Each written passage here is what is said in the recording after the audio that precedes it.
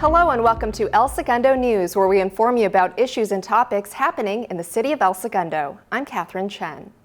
The Hyperion water reclamation plant now faces a potential $21.7 million fine in connection with the July 2021 spill that contaminated miles of ocean water along the Southern California shoreline.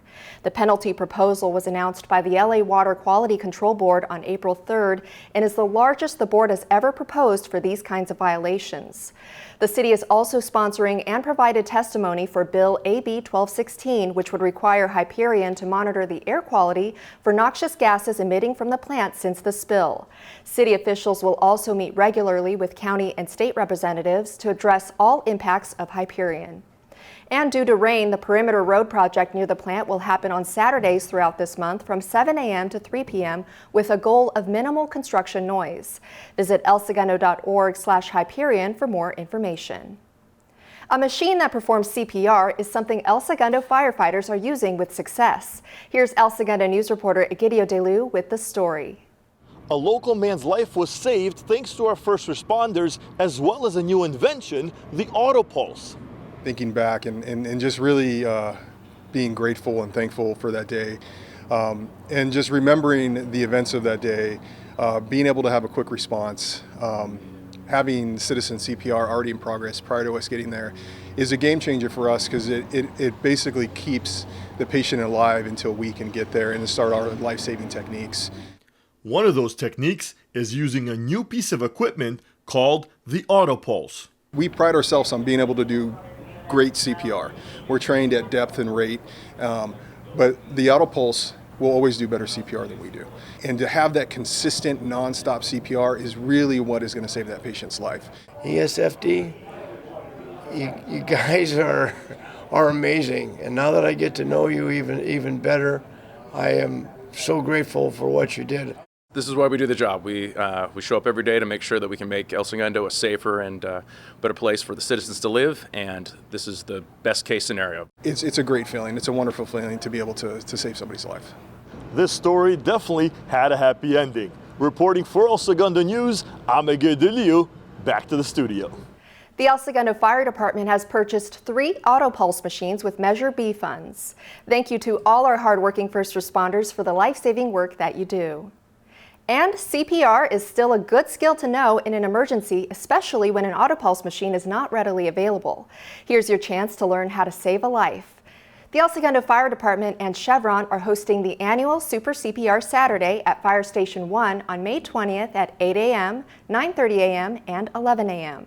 Participants who complete the course will receive a 2-year certification in adult CPR from the American Red Cross.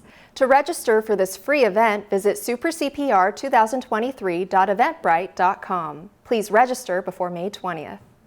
El Segundo Fire continues its full month of activities with an open house of Fire Station 1. Get an inside look of an El Segundo fire station, engines, and trucks. There will also be live music, food, and activities for kids. The Fire Station 1 open house happens on Saturday, May 13th from 10 a.m. to 2 p.m. City Council recently approved an annual program to generate between $10,000 to $50,000 to support recreation, parks, and library programs. Recreation and Parks Director Ali Mancini proposed the Community Sponsorship Campaign Program that will reach out to local businesses for sponsorship of the department's activities, including some of the city's most popular and highly visible events that attract thousands of people to El Segundo each year.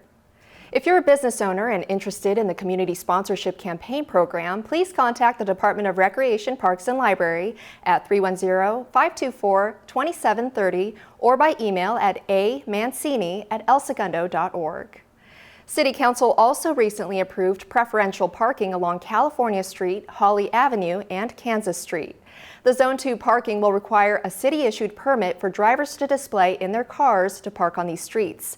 If you own or live in housing within this zone, you are eligible for up to 3 free residential parking permits and 2 guest permits.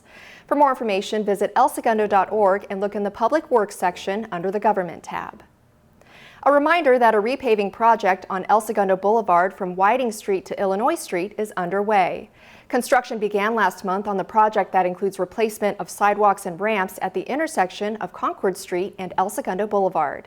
Asphalt concrete removal and replacement is happening this month on the southern half of El Segundo Boulevard between Concord and Richmond Streets and resurfacing between Whiting and Illinois Streets. This project is expected to be complete by the end of June. It's that time of year when food vendors and carnival rides take over Main Street. It's the Hometown Fair. This longtime El Segundo favorite also features music and entertainment, a community expo, a bake-off with prizes, and a craft boutique. El Segundo High School students will also have booths to fundraise for their clubs.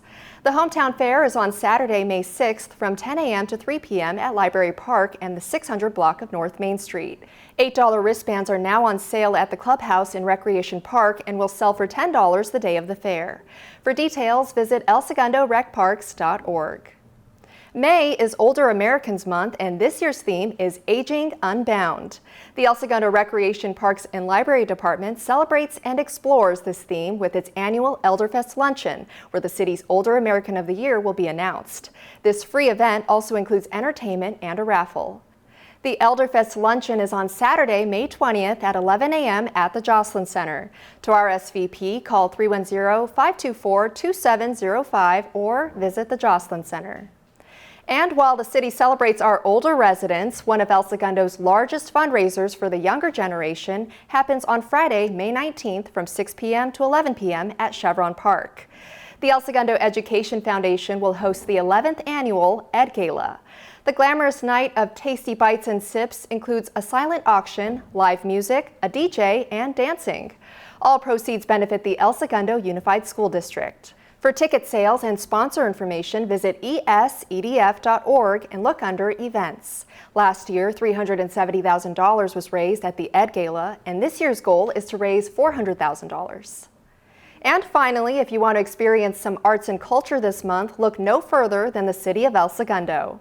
The Zimmerman Automobile Driving Museum hosts its Corvette show on Saturday, May 27th from 10 a.m. to 2 p.m. For details and car registration, visit the events section at automobiledrivingmuseum.org. The Old Town Music Hall will be filled with the sounds of ragtime when the Sedalia Ragtime Orchestra takes the stage on Sunday, May 28th at 2:30 p.m. For tickets, visit oldtownmusichall.com. And the experimentally structured Museum of Art, ESMOA, is currently exhibiting Experience 53, entitled Belonging. It is a collaboration with best-selling author Cornelia Funk and features women artists who storytell the environments of Malibu and Tuscany through their creative pieces. For more information, visit esmoa.org. That's it for this segment of El Segundo News. You can also watch more city-related videos on the El Segundo Media YouTube channel. Thanks for tuning in.